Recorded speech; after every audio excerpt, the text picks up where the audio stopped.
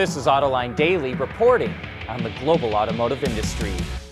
And we start out today expanding on a story from last week. Sales of new cars in China are falling well below previous forecasts. Analysts blame dropping consumer confidence and a trade war with the U.S. But maybe there's a simpler explanation. Up until recently, if you wanted to buy a car in China, you had to buy a new one. There were few used ones available. Well, not anymore. At the end of last year, there were 325 million vehicles in China. The car park is growing by over 15 million vehicles a year, and that is creating a bigger market for used cars, which are forecast to grow 20% this year. In developed countries, used car sales are typically 2 to 3 times greater than new car sales. In China, it's the opposite. New car sales are twice as much as used. So China's market may have hit an inflection point where more and more consumers are choosing to buy used cars instead of new ones. The number of charging stations for electric cars in the U.S. grew 40% last year.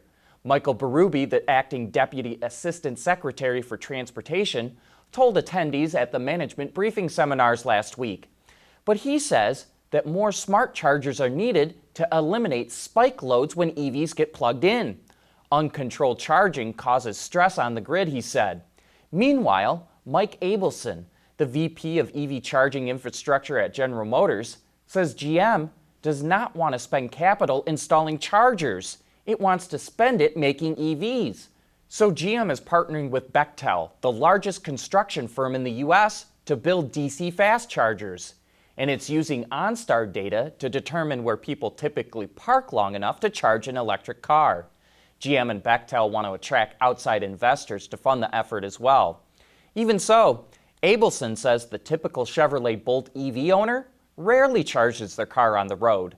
They almost always recharge it at home. The Jeep Wrangler has been plagued for years by what some critics call the death wobble. It's a severe vibration in the front end, typically triggered by hitting a bump at highway speeds. FCA faces a class action lawsuit over it, but now claims it has a fix by installing a new steering damper.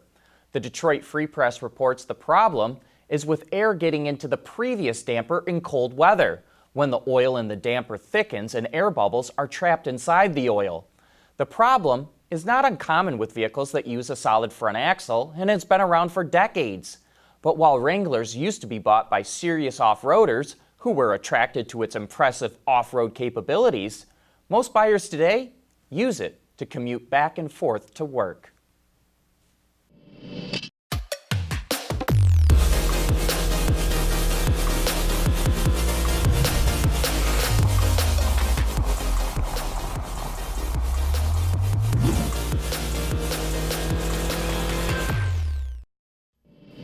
After a 40-year absence, McLaren is returning to IndyCar next season.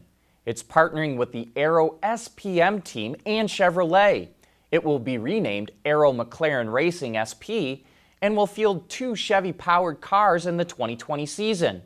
McLaren and Honda had an ugly divorce in Formula One, so that's why it's going with Chevrolet engines. McLaren says it brings in technical expertise, commercial experience, and marketing strength that will help the team regularly challenge for wins and the series title. That should make former F1 and McLaren driver Fernando Alonso very happy. He surprisingly failed to qualify for the Indy 500 this year after a strong performance in 2018. And in racing news over the weekend, Jamie Chadwick won the first ever all-women's racing series championship in W Series. And Kevin Harvick recovered from a tire puncture in his Ford early in the NASCAR race to win at the Michigan International Speedway. Well, another mystery car up, another mystery car down. Although, you all are starting to slip a little bit. It took till the second comment for the right answer to come out. These are Auto Bianchi Bianchina Transformabiles. Auto Bianchi is an Italian car company that was formerly just called Bianchi, but whose name changed in 1955 when it merged with Pirelli and Fiat. These particular cars were based on the Fiat 500 and made from 1957 until 1962. Thanks to John B. for sending the pics in, and you can do the same by sending to viewermail@autoline.tv. Autoline Daily is brought to you by Bridgestone Tires, your journey, our passion, and by Dana, people finding a better way.